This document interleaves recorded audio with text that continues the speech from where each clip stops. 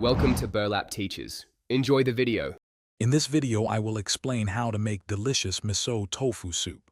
First, gather your essential ingredients including quality miso paste, fresh tofu, and your favorite vegetables.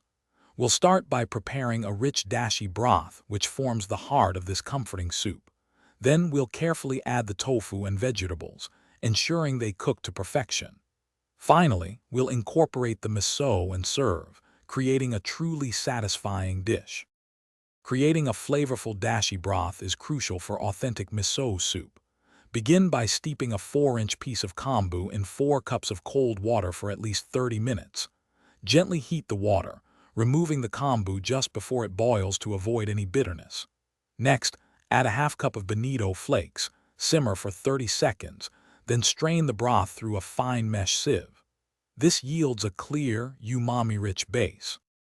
Now it's time to add the main components to your dashi. Cut 1 block of firm or silken tofu into 1-inch cubes. Begin by adding any hearty vegetables, such as sliced carrots or daikon, and simmer them for a few minutes until they begin to soften.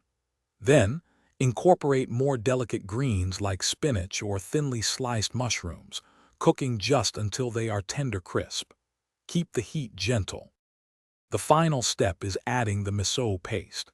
Take about 2 to 3 tablespoons of miso paste and dissolve it in a small amount of the warm dashi broth in a separate bowl.